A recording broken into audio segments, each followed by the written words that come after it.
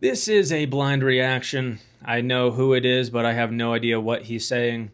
So let's go and take a look at what this perfect embodiment of a birth canal is trying to express to us today. Ridiculous things I used to believe as a Christian.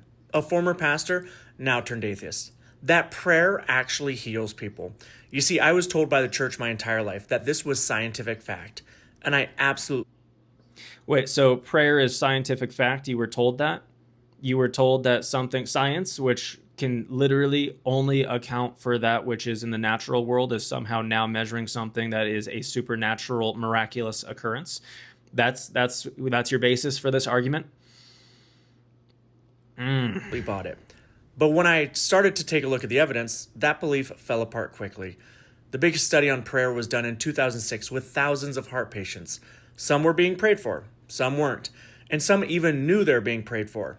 And can you imagine what the result was? That prayer made no difference.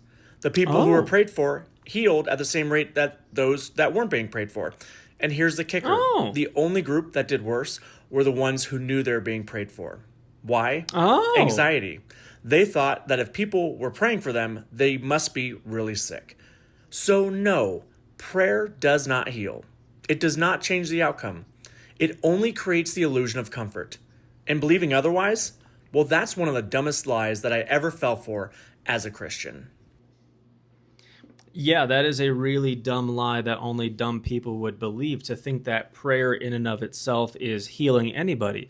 The whole concept of prayer is you are engaging in an intimate act of worship, talking to the God who is in control of everything. And so you are presenting your petition to God that he would heal people. So here's the kicker with that one, is that sometimes God's answer is no, because God has appointed for man to die once, and after this, the judgment. So if you're praying according to God's will, then he hears you. However, if you're praying that this guy is going to make a miraculous recovery, but instead of that, God's plan is for him to die, God's plan is going to happen, regardless of what we desire, which is why we need to pray according to the Father's will. And so this guy who thinks that he's making these clever videos, that he is a former pastor turned atheist, they leave us to show us that they were never really of us. This guy was never a Christian, no matter what he tries to pretend. And if he was ever actually a pastor, like a legitimate pastor, he's never read the Bible, so I don't know who would have ordained him. This guy is absolutely silly, silly, silly. You should not listen to him. He is literally the embodiment of a birth canal.